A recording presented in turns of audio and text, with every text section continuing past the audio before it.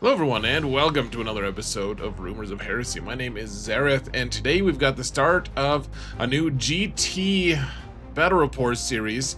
I went to Albuquerque, New Mexico, which is about a 7-hour drive from Denver, where I live, and that wasn't disappointing, guys. It was a lot of fun, a lot of really tough matches, really strong meta down there, and this first match is against someone with playing World Eaters, which I've never played against World Eaters, actually. This is my first time, and he brought 30 Terminators. It is zero chill to it. So, let's get into it here, folks. Hey, and just a quick reminder, folks. Please remember, if you want to support this channel, it would help tremendously if you helped us to mount the algorithm, as in hitting that like button, subscribe, comment, and tell your friends about this channel too, folks, if you want to. Also, go check out my Instagram. It's linked in the video description, and the Discord server for this channel. They're both starting to gain momentum. I actually updated my Instagram during my Albuquerque tournament, so you can follow along on Instagram as I post to social media that I don't absolutely love doing, but apparently I'm gonna start doing it. So let's get back into it, folks. So here's the journey to get there was not that eventful. I just drove for 7 hours, basically. A lot of nice views, lots of mountains and stuff, a dirty windshield notwithstanding.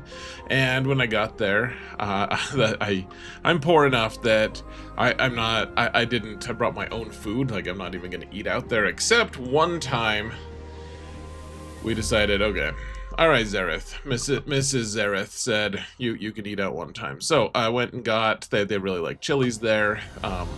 You can get carne adobada, which is really good, and you put it with, if you want red and green chilies both, you say Christmas. It's a local thing, guys. Quite delightful. And then after I checked into my really sketchy hotel room, I think I'll have a short video on one of my experiences there later down the line. Not this one, but I went to the shop that the gaming would be played in that night, because it was Friday and they had Friday Night Magic going on. So this is Duke City Games during their Friday Night Magic. This is a nice venue, guys. So the next morning, after sleeping in my sketchy hotel room, headed back. It's about 3-minute drive from the hotel room, and this is the place, Duke City Games. And we didn't know what our missions were going to be until we arrived that morning, and this is what they are, folks. Terrain Layout 8 is something I'm not really that familiar with, so... and honestly, neither is Terrain Layout 3, and apparently he just randomized it. He just rolled a bunch of dice to see what things to have. So the first two missions are Purge the Foe. So that's fun. Super fun. And so we set up all the tables, and then I set up my army, and I realized I didn't have that many models in this army. It's a very small army. Very small army. I've only got one rep in with this so far, and it was a win, but it was a sketchy win. So how do we play these on the terrain that I'm not familiar with, against armies I'm not familiar with? I suppose we'll dive into that pretty soon. Have you ever found yourself loving the game Warhammer 40k, but maybe loving the time you spend with a paintbrush a little less, or maybe a lot less? You wish that you had really nice looking models, but you know it costs way too much to pay someone to do it.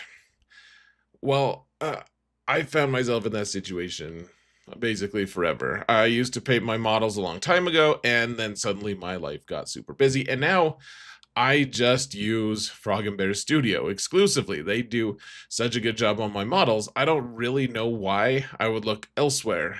He charges a very competitive price. He does a great job. And folks, I'm not bragging. I'm just telling you, I get complimented on how nice of an army I have all the time. Several times every tournament. And of course, I just kick it back to him. I'm not going to take credit for it personally. But guys, this is an amazing studio, and you should check it out. And right now, the proprietor of Frog and Bears is running a deal, which is really good price comparative to other commission painting services. He's offering to paint any monster or vehicle out there for $50. Go look at the high quality level of any studio painting place and find a place that's going to charge you $50 for a monster or vehicle. You just won't find it, folks.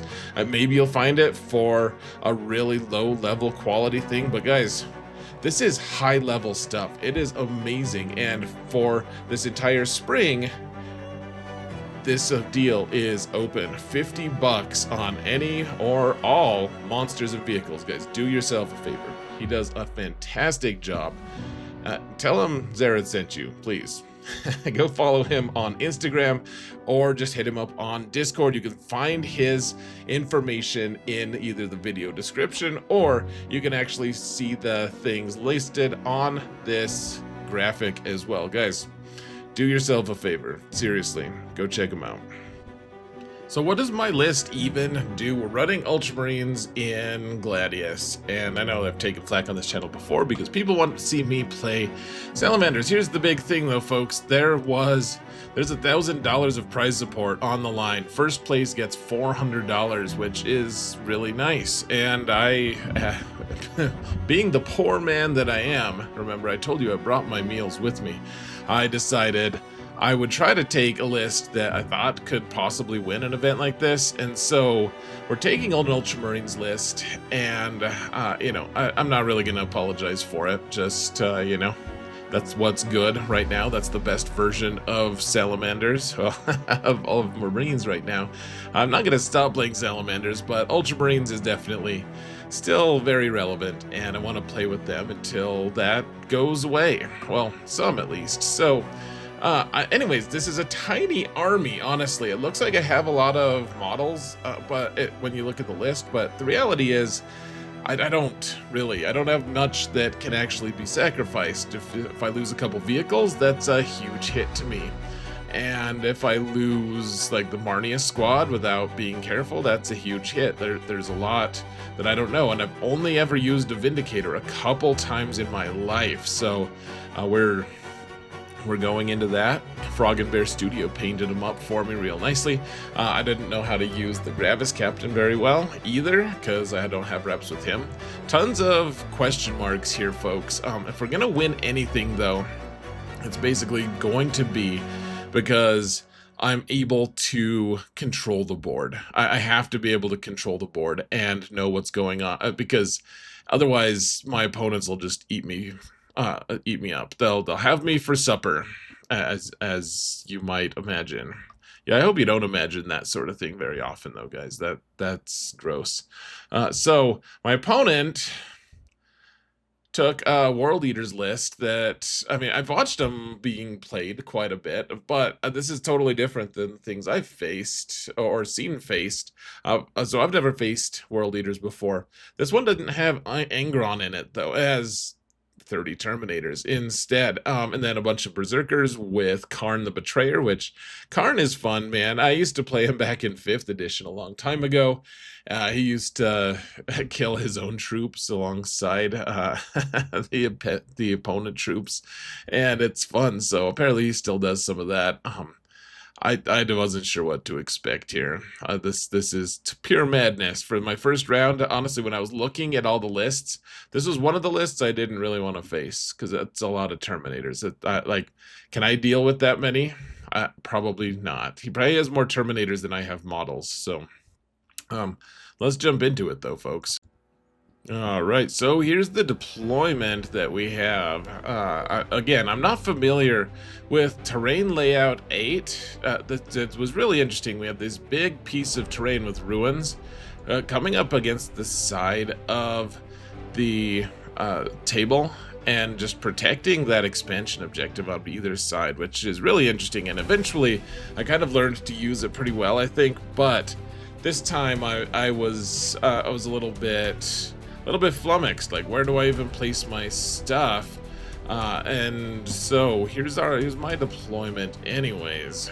We've got the Ballistus Dread somewhere kind of close to the middle. Roboute and Marneus are out in the middle because he doesn't have much shooting, right? So I don't have to be too cautious about where I put my stuff.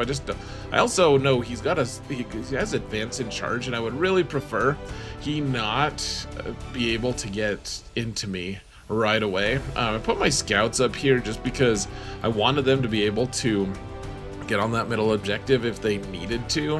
And then the Combi Lieutenant, of course, is just holding the expansion objective. I wasn't really sure. He's got this 8-bound right here. Wasn't really sure what he was going to do. So, you know, Predator up here. And then, of course, we've got a Vindicator and Jump Pack Intercessors both in reserves. On his end, he's got a couple of squads of Jackals on the bottom here, just kind of smashed in. I think you can tell the different squads by their base colors. And then he's got a couple squads of Terminators just smashed behind that center objective. And he has good reason to hide his because he doesn't want to get shot up by all my stuff. He's got Jackals up here. Jackals are basically just cultists, I learned. One of them has an enormous cleaver. It's kind of hilarious. Hits on 5s, I think. And he's got a squad of 8-bound, another squad of 8-bound, and then he has Berserkers. And because we have Rapid Escalation as our secondary mission type, that means that they can rapid ingress, any battle line unit can rapid ingress on turn 1, which is really interesting. So look for that happening. And that's basically it. He's got those 10 Terminators deep striking, which is, of course, scary and something to be looking at. And yeah, I wasn't really sure how to approach this, folks. He goes first, which I was really happy with because it's Purge the Foe. That means that I get to know when my opponent, I get to see how many kills he got so that I can try to do kill more if I need to, right? Because this is the one where you check to see hold versus hold more, who holds the most objectives at the start of your turn, and kill more, who's killed the most units at each mission, or each turn. So he gets area denial, marked for death, obviously not that great, but he wants to save his CP, so he holds on to marked for death. He's got area denial, which is pretty easy.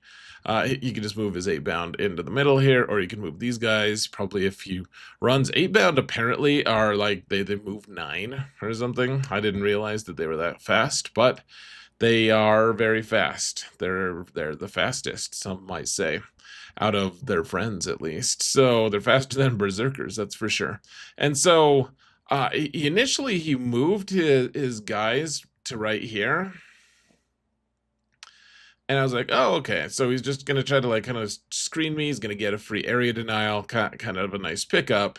And that I really thought that's what he was going to do. I was like, yeah, that's good. I mean, it's a 100-something point unit, but he gets area denial and he gets to kind of stop me from getting into the middle so that he can, you know, start rapid ingressing and start doing some stuff. And I think Korn started whispering in my opponent's ear a little bit because instead he charged my scouts. Like he got to right here and he was like, dude, I just want to charge your scouts. I was like, I don't know. I don't know if that's wise or not. I'm really not sure. I wasn't sure, genuinely unsure of that plan. But he decided to, at the end of the day, he was debating, should I take area denial? Should I just kill your scouts? Because the scouts are going to mess me up. And the scouts aren't going to kill me anyways. And I was like, well, I can heroic intervene with Roboute. And he's like, well, I'm going to charge him anyway. So charges the scouts, Roboute heroic intervenes. He has one of his guys swing at Roboute, he does like 2 damage to Roboute. And Roboute, of course, in turn just butchers them. So now they get to go hang out with Korn in the afterlife. I don't know how all that works, guys. Don't kill me for not knowing the lore in the afterlife of these 8-bound. But he did kill the scouts and he killed the 8-bound. And that was quite the start, honestly. Quite the start. So the rest of his stuff just kind of hung back, though. He didn't really even move his Terminators up into the building or anything. He just kind of held them back. He moved up a little bit, and He has his 8-bound up here, just hanging out, kind of getting ready to issue forth and destroy people. So, you know, moved up his jackals a little bit. Most of his stuff, he just stayed stationary, which is something I'm always happy with. For like, this is a melee heavy army. I would love it if my opponents always did that. That's a good thing for me, typically. So I rolled Cleanse and Secure No Man's Land, which means I have to get onto that middle objective immediately. Well, that was totally unexpected. I didn't think he was going to go for the kill on scouts, and now we both have that primary for kill a unit, because I killed his 8-bound, he killed my scouts, and we both get 4 for that. So that's interesting.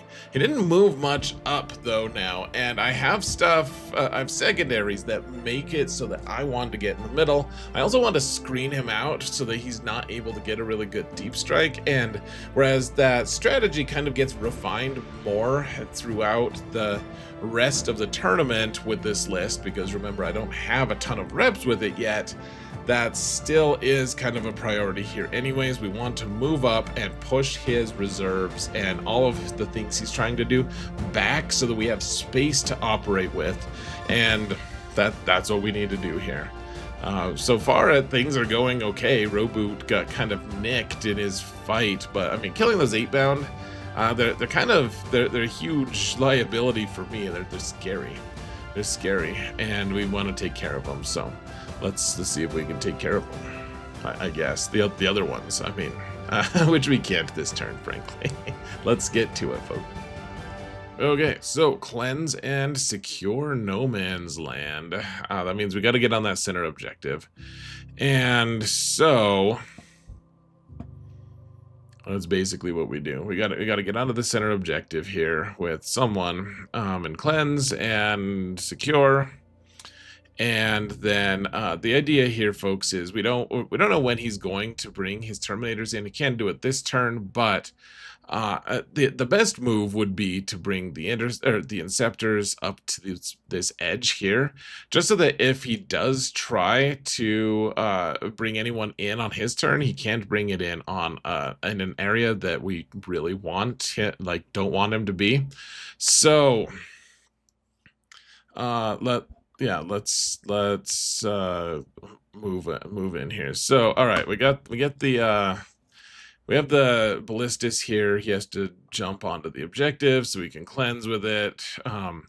So interestingly, I didn't have, I was afraid of him deep striking on his turn into my backfield. That was something I was fairly afraid of. And so what I ended up doing was, I think I have an arrow pointing to it, but you can see the Vindicator went onto this objective to hold this objective. We have to just work on screening. We do have our not combi lieutenant, he's the captain. The Gravis captain is up here just to skirmish and maybe threaten his objective at some point, or slow his advance with the Terminators. I wasn't really sure exactly what to do with them. But then the Vindicator's here and the combi lieutenant's back here because I need to screen and make sure he can't get into my back zone, which is important to do. Yeah, you can see I put an arrow, guys, a graphic with an arrow. What an amazing thought. And otherwise, I don't have anything to shoot. He's hidden everyone pretty well. He did rapid ingress his squad of 5 berserkers. And oh, look at that, we have an arrow for that as well. What a remarkable fellow that Zareth fellow is, who edited all of these the previous night, and I forgot which things I made. So anyways, I got Secure No Man's Land and Cleanse. The Vindicator had to get out his Windex to clean that objective off, but we ended up with the 4 for Purge the Foe, because we killed those 8-bound, and then Secure No Man's Land. Not too bad. And Cleanse 13-4 going into turn 2. He rolls.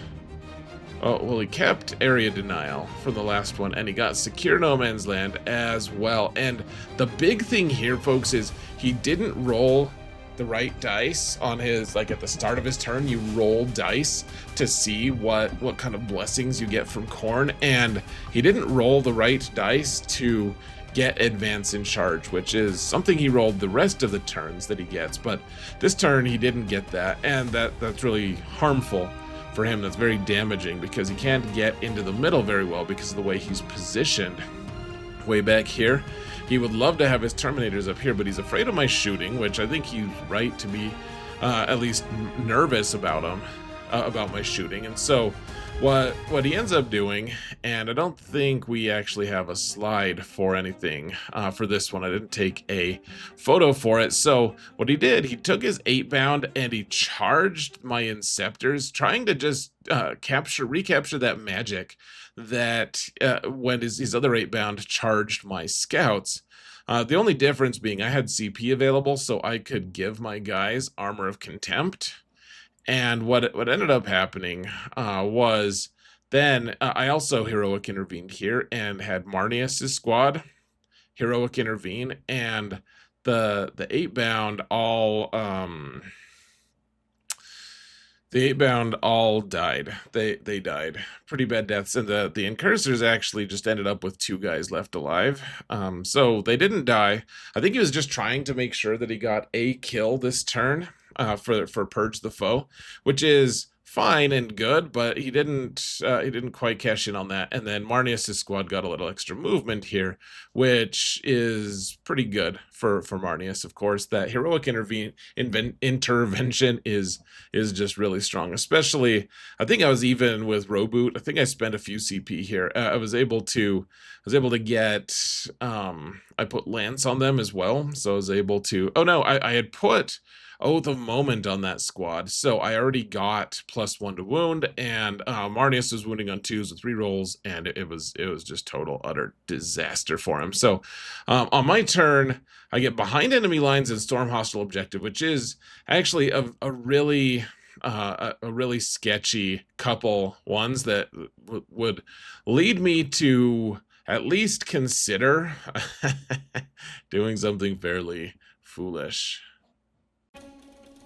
Okay, I honestly didn't see this coming. I didn't think he was going to play as passive as he did. Because he didn't get advance in charge. He didn't really have a chance to get a charge off on me.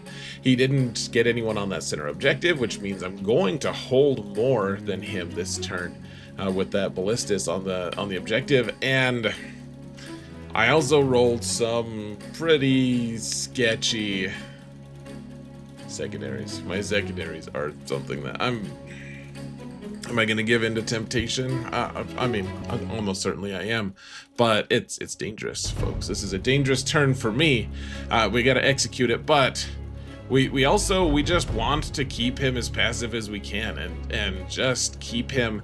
If I can make a huge ruckus and huge mess in his back zone and give him enough threats that he's reacting to what I'm doing, that's going to be a win for me, because then he's going to come at me piecemeal, right? Like, I don't really care. The one cool thing about this list is Marneus' squad is expendable. People don't realize how expendable it is. Like, it does a lot of damage, but the big thing is it soaks up a lot of attention and firepower. And yeah, if you do ignore it, it's gonna punch you real hard, but it's not as just a killy of a squad as you might think. That's where my tanks and everything else come in. That, like, all my shooting and Roboute and all of this stuff that I have, that's the stuff that really kills you. Marneus is there to just distract you, and that's what we're gonna do. Let's use him as a distraction and see where that goes. So behind enemy lines and storm hostile is fairly dangerous here, folks. So in the planning stage, remember our Incursors are hurt, the Marneus squad is a little bit farther up, and those 8-bound don't exist at all. All of his Terminators and stuff are all, kind of in the building, so they did move up a little more threatening, but nothing too crazy. Oh, one thing I didn't mention, folks, he also sent a squad of Jackals over here and charged the captain. I think maybe he failed it, or maybe I just chopped up a bunch of jackals. One way or another, the captain is in kind of a weird place. It just like kind of stuck with jackals, which he was like, "You think I could kill that Gravis captain?" I was like, "I'm pretty sure you won't even do one wound to him, but maybe."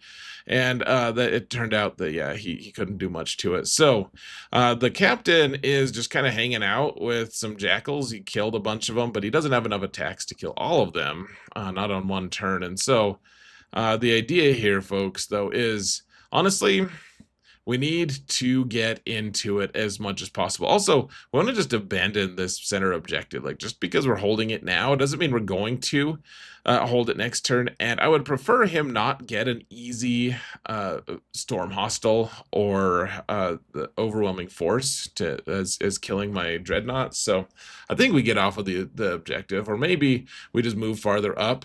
I think being a little more aggressive here is warranted, just to make sure that he can't do anything crazy. But I would like to stop him from scoring on this objective this turn if possible. He kind of left the door open for that. So that's what we did. That's what we're going to do. And now you can see the jackals are gone. Somehow either the captain killed them all or something. And we're mostly good there. Let's see. So let's zoom in here, and Marneus' squad had already you can see the incursors who gotten hit by the 8-bound earlier. They just decided to chill out here, just kind of threaten the objective. And Marneus' squad were able to advance, and I think they shot a few of the jackals here or something. And then they charged the Khorne berserkers, killed all 5 of them off of the objective. So now he's not holding this objective at all. And I charged in a way that made it so that I really didn't want him to be able to heroic intervene with his terminators, which he wasn't able to. So that was cool.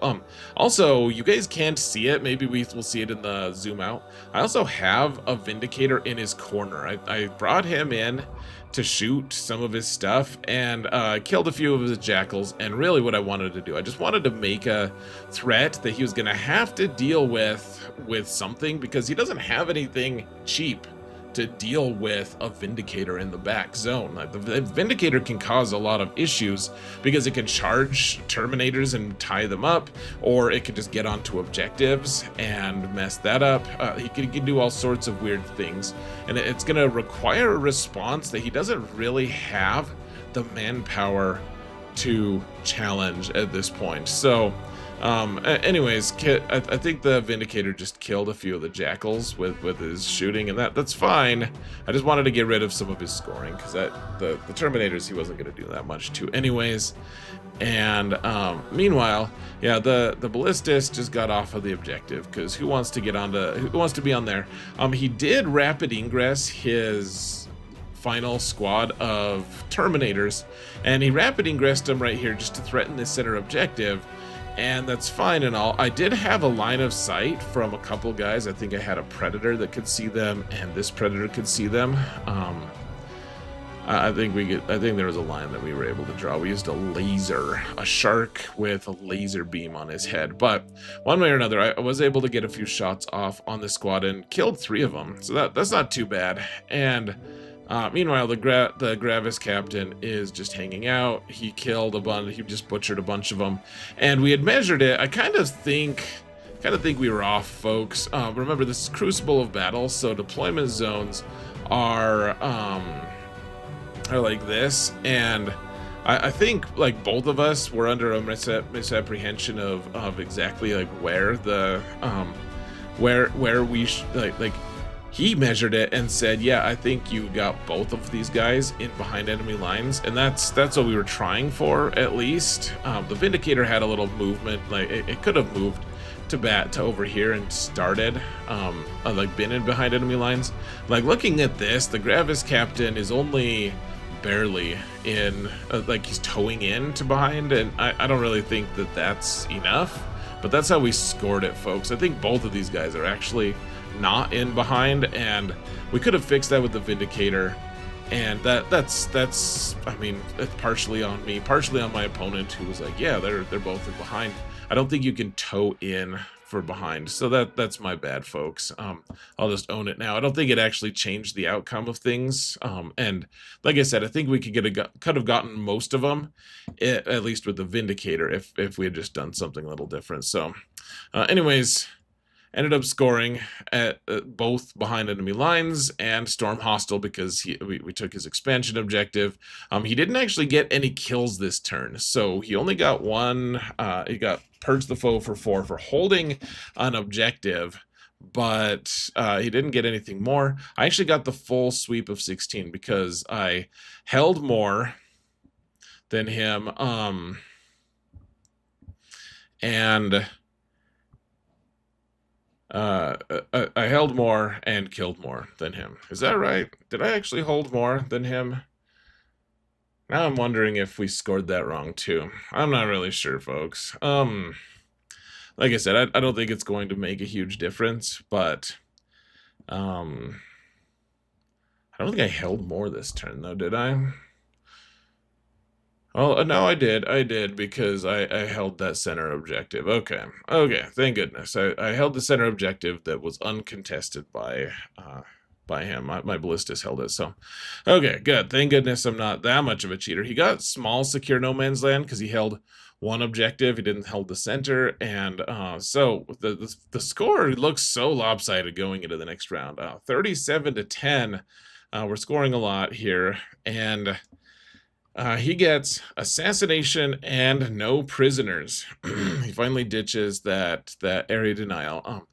And so he gets assassination and no priz, and no prisoners is that's like a perfect one for our dynamic right now for what's going on. An assassination is possible because Marneus is just hanging out in there up top there. So if he can get assassinated, if he can just charge one of his Terminator squads into Marneus and kill it, then he should be good to go. Like, that's 2 squads for no prisoners, and it's also assassination. So otherwise he could in theory come and try to kill Roboute, maybe with like these Terminators, but that might be a little challenging to get that far, and it might be overreaching a little bit.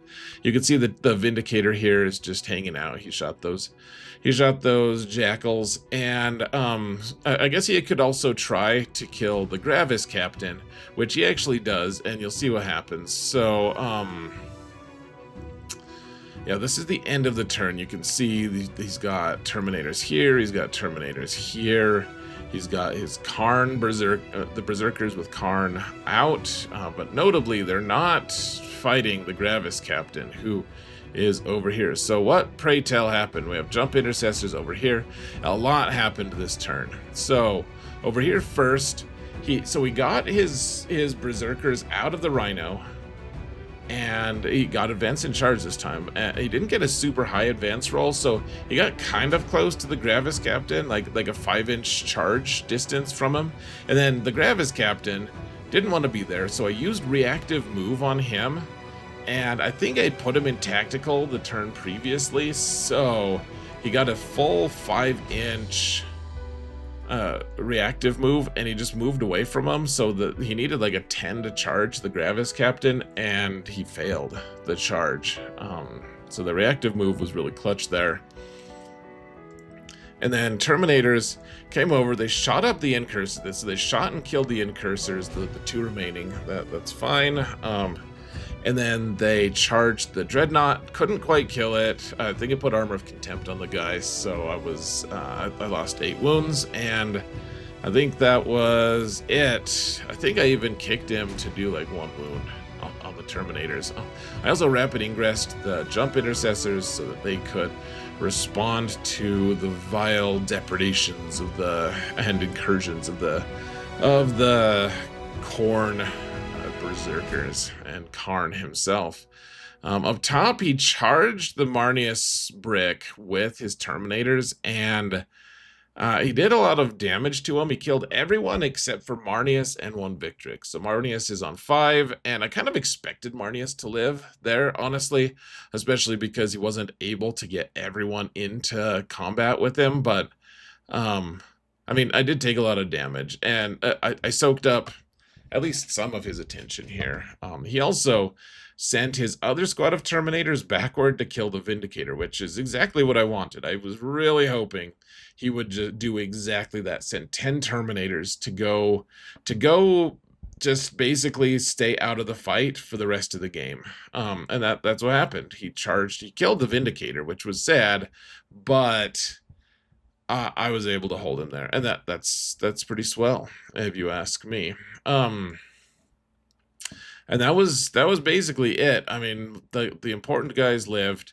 The Gravis captain, who, I mean, I would have been fine if they had charged him and killed him. I didn't want him to get assassination, though. He did keep assassination, so because I have so many characters out here. But I mean, I have a lot to do next turn. I really do. A lot of stuff lived that maybe he got a little bit rolling. I don't really know. But we've got a lot to do. So, gonna establish Locus and overwhelming force. So it's forcing us to be pretty aggressive once again. Let's see how that all goes. Okay, so he's got Terminators just right there in my face. He's got all of his Khorne Berserkers all out there as well. And he's got the Terminators into Marneus. We have a lot to do this turn. We got to kill those Terminators that are in our, like, it's not quite our deployment zone, but the ones that are fighting the Ballistas. We've got to kill the Berserkers, because otherwise they're going to go on a rampage. And we need to figure out what to do, make of the mess with Marneus, because he can't stay in melee with them and hope to win. He's got to do the best he can. And actually, we do have a task for Marneus, as it turns out. So let's see how this goes. It'll be great, folks. It'll all turn out fine, I'm sure. And here we are again. Establish Locus and overwhelming force. So not the very best secondaries, but they're ones we can work with. So in the planning phase, he's charged us. We're going to go into Tactical Doctrine. I think the reason I was in Tactical Doctrine with this guy was I just gave it to him with his Rites of Battle ability. So a free CP, giving it to him, and that's what allowed him to reactive move. So the idea here, folks, is we're also going to pay to put this assault squad into Assault Doctrine, so that in a little bit, when they charge the Khorne Berserkers with Khorne, they'll be AP2 and be able to do some decent damage. Because we want to kill all of them that we can, and that getting AP2 and Lance is obviously going to be something we want to do. Otherwise, he does also have has a squad of his remaining jackals here, folks. You can barely see them, but they're on this objective. And as I said before, we don't want Marneus or the Victrix to actually have anything to do with the objective right now. We don't want to stay in melee with the Terminators, or they'll just die, most likely. And so how could we make a big nuisance of them? The idea here is Marneus and company are going to try to kill the jackals and get us overwhelming force if at all possible. So that's the goal here, at least, is kill the fall back the Dreadnought, fall back Marneus in the direction of the jackals, and have these guys go in, kill the Berserkers. And the Gravis captain is actually, I wanted to have him go and fight the Berserkers as well, but instead we have a more important thing. So remember, we established we're not really in, we're way more in his deployment zone now with him, but we're not really in that deployment zone enough. We want to just go a little bit in and use established Locus for the max amount there. So we're not going to have him available to be doing anything other than just actioning. So we really need those. Jump Intercessors to actually do something here. And this is the final. This is what it looks like at the end of my turn. What the hell happened? So zooming in. First off, I guess we'll get right to it. So this guy is establishing Locus. He gets his 4 points. Awesome. Also, the Ballistas Dread actually failed his battle shock, and when he fell back, he died. he tried to do a desperate escape because he failed his battle shock, and he just died. He didn't explode, at least, but he did die, which was really tragic and sad. The Terminators here, there were a bunch of Terminators, and I was able to shoot most of them, but he was kept rolling his 6-up Feel No Pains, and I couldn't do any damage to him, and so they were the Oath of Moment target, of course, and so when I shot them, finally, I got to the point where it was time for charging, and I really needed Oath of Moment on the Berserkers, if at all possible, with the jump intercessors. And so what ended up happening, because he kept rolling his saves, I had to charge Roboute in, and I had to and then I charged the Vindicator into the Terminators as well. I tank shocked with the Vindicator, killed the last of the Terminators, and then the jump intercessors were able to attack and kill the Berserkers. So everything ended up okay, but he also had enough CP to interrupt if he wanted to, and I didn't want the Berserkers to interrupt, so we needed to kill him on the charge if possible. So the last Terminator died to the tank shock, thank goodness. And then so I charge in. We have rerolls to hit, no rerolls to wound, but wounding on 3s because of Lance and Oath of Moment, I guess. Wounding on 3s, and I rolled an enormous number of wounds. I think I rolled 26 total wounds.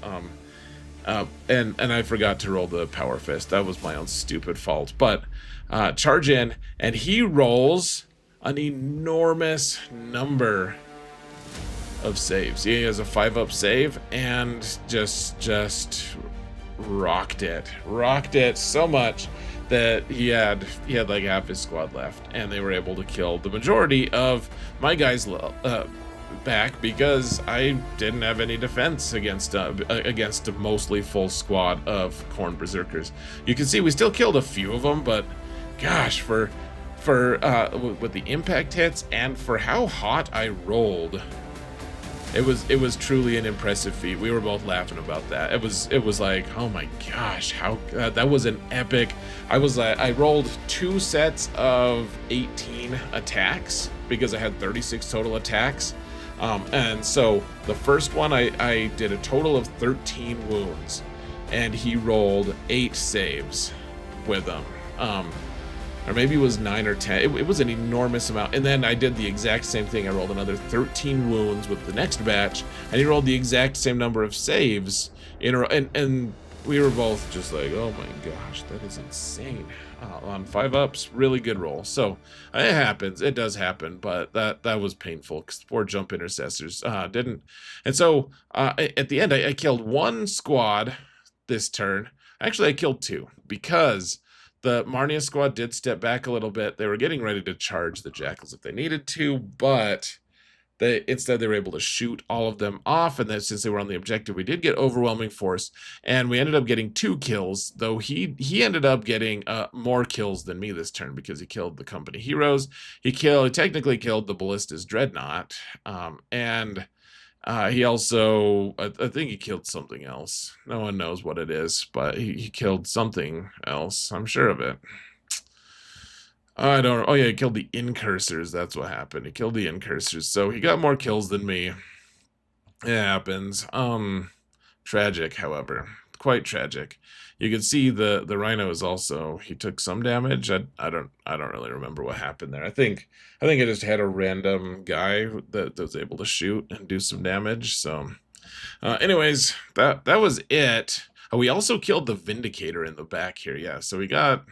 Even if I had killed the Rhino, he still would have gotten. I would have needed to kill the Berserkers and the Rhino to tie him on Killmore. So we got Killmore, and that was basically it. I got established Logos, though, and I did get overwhelming force. And we just need to keep our pedal to the metal in terms of scoring because we have a huge advantage with that. And if we could just push that advantage, then awesome. That's really what we want to do. So, yeah, you can see the scoring here. We got 8. He got 12 because he held and he killed and killed more. He also got max on no prisoners. He didn't get assassination though, and as you can see, he actually kept it for a couple more turns. Kind of minor spoilers there, folks. He didn't kill he didn't assassinate my guys for a while at least. Maybe on turn 5, who knows. But let's see. So on his turn, he gets assassination, kept assassination, and he got sabotage. I think he re-rolled. He got to recover assets and instead got sabotage, which is such a crap one to get for him for this part of the game. And so, like, his goals are probably pretty simple. Like, he needs to kill the jump pack intercessors on his turn, and he needs to try to kill Marneus' squad. And actually, Marneus' squad is doing me a disservice here, because remember those Terminators that are in the back here that killed the Vindicator? If they could only just move a little bit up and have nothing else to do the rest of the game, that's awesome. But instead, they get this nice little springboard of Marneus. So they can actually jump here. I mean, it's turn 4 still, so they're not going to do that much, but they can jump here, and then these Terminators can go and actually threaten my home objective, which honestly, the home objective isn't crazy important in Purge the Foe. It's a little important, obviously, to hold an objective, but they can go and threaten the vehicles and stuff. But right now, he's got 2 squads of Terminators and what's left of the Karn squad. He really wants to... He really wants and needs to get some use, so to get some good value out of his remaining squads. And so, yeah, those guys moved up and charged the Predator. They did successfully charge it, though I don't think they killed it. I think it put Armor of Contempt on it, and it barely survived. So that was fancy. My Power Fist did manage to kill 1 or 2 more of the Berserkers, but in return, of course, Karn just smashed the rest of the squad flat, and that's fine. And then the Terminators here did charge Marneus, and it was honestly so crazy, guys. Marneus, he didn't roll a super high roll on his advance, and so he couldn't get everyone into melee, and that was the only thing that saved Marneus.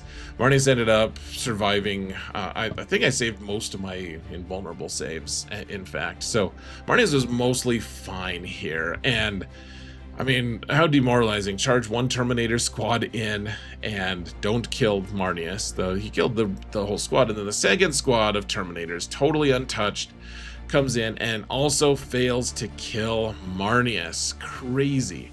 I get Bring It Down and Marked for Death. He doesn't have that many units though, so Marked for Death is actually a fairly viable option this turn. Bring It Down, he has a Rhino that I could maybe kill, but I decided not to reroll because I'm pretty low on CP at this point. And so remember, the jump back intercessors are dead. And I think he put his Rhino on the objective. Not that that matters too much. These Terminators are up here. These Terminators are up here. And that's basically where we're at now. So, my turn. I'm able to... the Vindicator just shoots and kills Karn and company. I think there was only like Karn and his Sergeant left. And so the Vindicator comes up and just pounds them into oblivion. Wonderful. Roboute had to charge the Rhino, but I mean, if you can have him charge a Rhino, like, it just dies. It dies so easy. And then Marneus' squad falls back, charges the Terminators back here, and manages to kill a few more of them.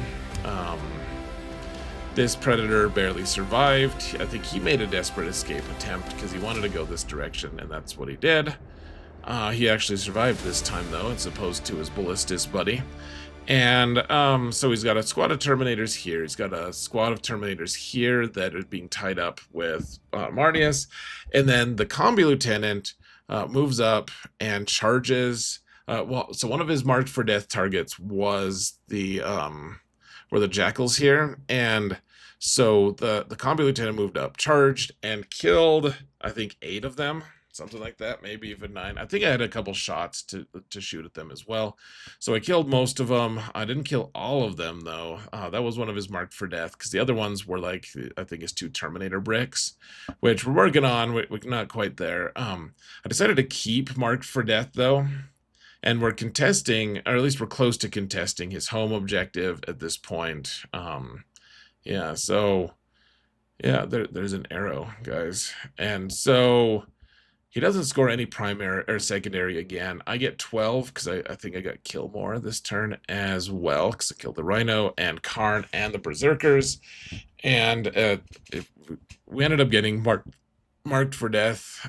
Maybe I did get marked for death on something else. I don't quite remember, folks.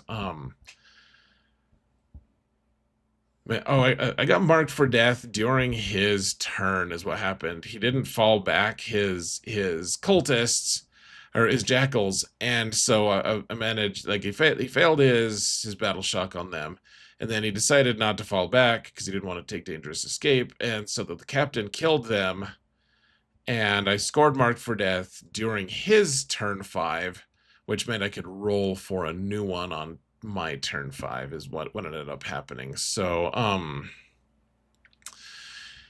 anyways, he ends up with extend battle lines, and I got assassination. I get area denial and assassination, no prisoners. What ended up happening, guys, and you can see in between the scoring things, he moved his last squad of Terminators into the center to the point where I couldn't really mess with, like, I wasn't going to be able to kill all of them. I ended up shooting and killing all of the other Terminators on the right, but these guys in the center, we could have dealt with them eventually, but I decided not to. There were just too many of them to really care that much about. So instead, assassination we get for free because we've already killed Karn, and I decided let's just call it here. I've got most of my secondaries anyways.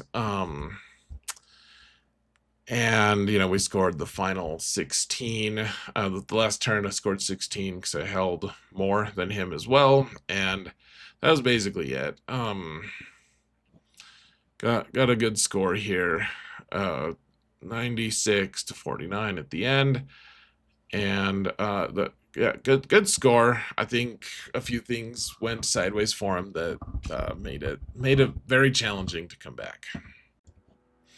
So, good game to my opponent. This was his first tournament, and I think we'll talk about that in just a minute here. But I think one lesson that he learned and immediately applied in this next game was Terminators are only scary if they're putting pressure on. And if they're just hiding behind a building and letting me hold the center objective for turns that I kind of shouldn't have been holding them for, that made the game a lot easier. Because at that point, like, even if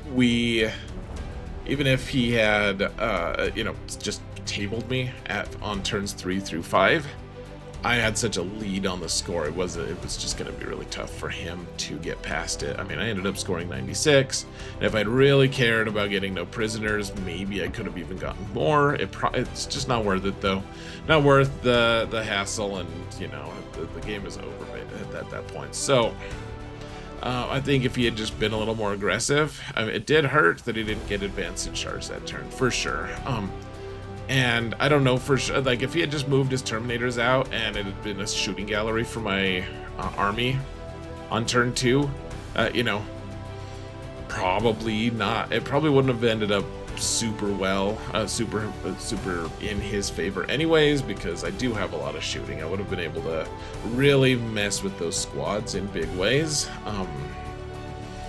I don't know really what the solution was for him, but I do know that the lack of pressure on turn 2 led to a really lopsided score at the end. Really not used to this deployment. Like I said a couple times, I've been playing so many events lately where they just have very specific deployment types, and because it was the Las Vegas Open and then the Rocky Mountain Open, both in a row, they're both run by the Frontline Gaming Group, that they only had 3 different types of deployment that I've just been practicing almost exclusively for like 3 or 4 months, and that just kind of led to a blind spot for me, and I'm just not used to this deployment. And I started adapting. You guys will see in the next couple matches. We started adapting a little bit better, but it's just an interesting thing. Like, just because you're, like, quote unquote good at the other objective and mission types and deployment types doesn't necessarily mean you know what the hell you're doing on the rest of them. So that's something to pay attention to. And so my opponent ended up going 2-3 for his first tournament ever. He won his next 2 games after this, and then I think that pushed him into a bracket that ended up being unfavorable for him on day 2. But 2-3 for his first GT, for his first ever tournament, is pretty good, I think. His list is definitely a stat check list. It's a very challenging list to beat, and I think he started applying a lot more pressure after this, and he was so chill, guys. Really, he was so good-natured and so chill. And I really appreciated that, because of course the first round of a GT is pretty nerve-wracking, even for people who've gone to a lot of them. You know, and he was awesome. So really couldn't ask anything more from this opponent. He was amazing. You know, I benefited from his, I don't know, like kind of relative lack of experience. I think he's gonna learn from a lot of that stuff, and already has. So you know, there is that as well, but I think he'll end up being a force to be reckoned with. He already had a really nasty list that I typically wouldn't want to have to face in a GT, so kudos to him. Now, the next round, folks, just as a sneak peek, it's not really, it's a sneak soundbite, folks, because you can't actually see it. I'm playing Leagues of Votann, and it's against the top level, like the best Votann player in the world. He plays in Germany. He's using that list with all the berserkers and berserks and hegatons, and it's a crazy fight. So stay tuned for that. And meanwhile, other things to stay tuned for. You can, my face is here in the way, but we do have a lot. Finally finalized most of my events for this upcoming summer. So we have a couple RTTs coming up in May. Following after which we'll be doing the Fight Club team tournament. I'll be playing on the Denver Mountain Trolls for that, and that'll be fun.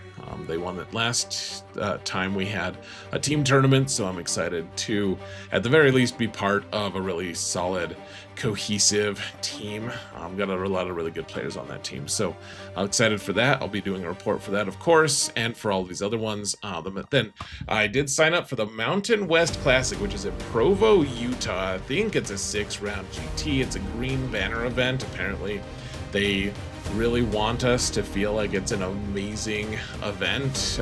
Like, I don't know. I'm interested to see. It's about a 7-hour drive for me, and be going up with a friend or two, so I'm excited for that one. And then there's GT in either Omaha or Laramie. There's one in both on different weekends. I don't think I'm gonna go to both of them, but I'm gonna go to one of them at least, and that'll be in July, sometime in the middle. So follow that as well. And then the thing that my face is blocking here is the August Open put up by Fight Club, and that'll be mid-August, so that'll be fun. They always put on a good event as well. So lots of good events coming up. Looking forward to all of that. And guys, so we're gonna call it good here. Please, if you like this type of video, if you want it to succeed, if you enjoyed it, please hit that thumbs up button, like, subscribe, comment. It would do this channel a lot of good.